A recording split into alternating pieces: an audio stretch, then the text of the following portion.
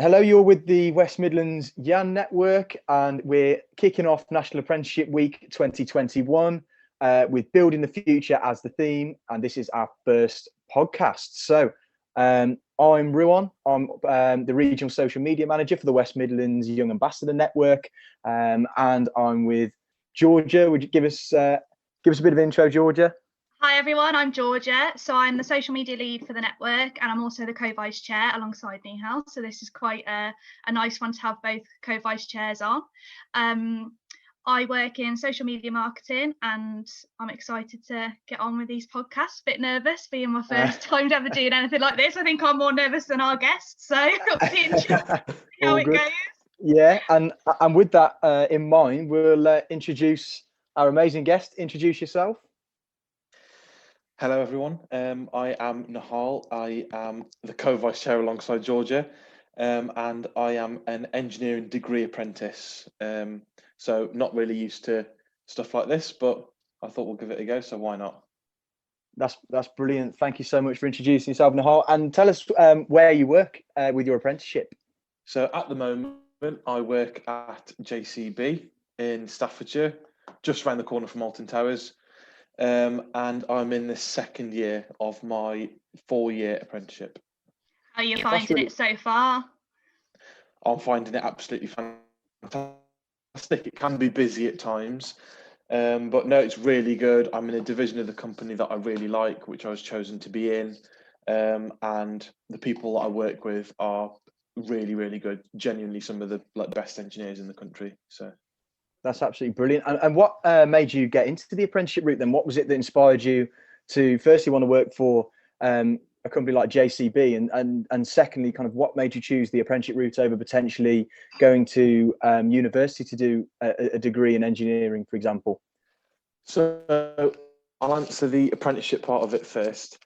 I've always known that I wanted to do something more hands-on, I think from an early age, because my dad was involved in the car tuning industry. So I've literally grown up going to the racetrack all the time in the summer, and then getting the cars ready during the winter. So I've always grown up in that environment, and I knew that I wanted to do something hands-on.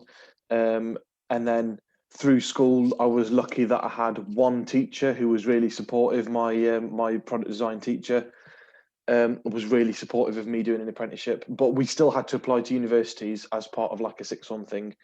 So that comes on to the second question. So I did apply to universities, and I actually turned down an offer to do mechanical engineering at Loughborough and Imperial College. I got both of those offered, and oh, wow. I turned both of them down to do an apprenticeship, a degree apprenticeship, because I knew that I would get the 4 years degree and the 4 years work experience. And actually looking at it now, the work experience is taken into account. It's almost as highly regarded as the actual degree, if not more highly regarded than the degree, because we've got engineers who've gone to Cambridge, and unless they've got the work experience, they won't be in the same position as someone who has done that.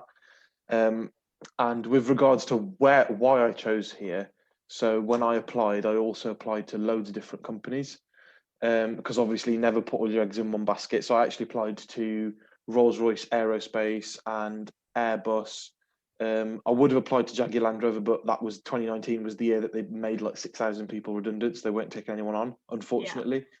But I got offers back from all three companies, JCB, Rolls-Royce and Airbus.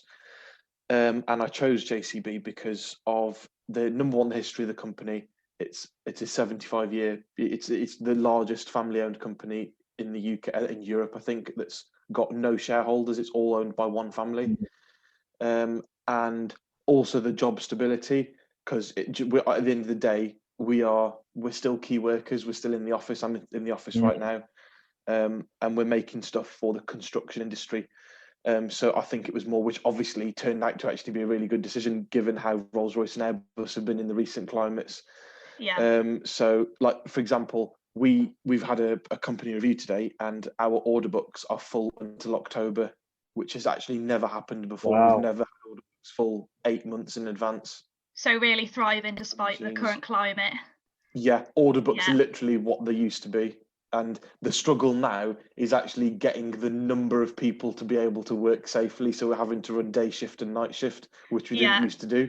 Wow. In order to just keep up with demand. So it dropped obviously last year when the whole country was basically frozen, but now that things are starting to get back up and people are working from home, we're basically back to normal. So I think it was a really good decision. Well, that's absolutely brilliant. I think that's great, Nihal. So, I mean, obviously, I don't even need to ask what a typical day looks like for yourself, as I think you've more than covered that for us. But what for you then, based on what you've said? I mean, I fully agree. First of all, having deliberately not gone to university myself because I wanted to go through the degree apprenticeship route.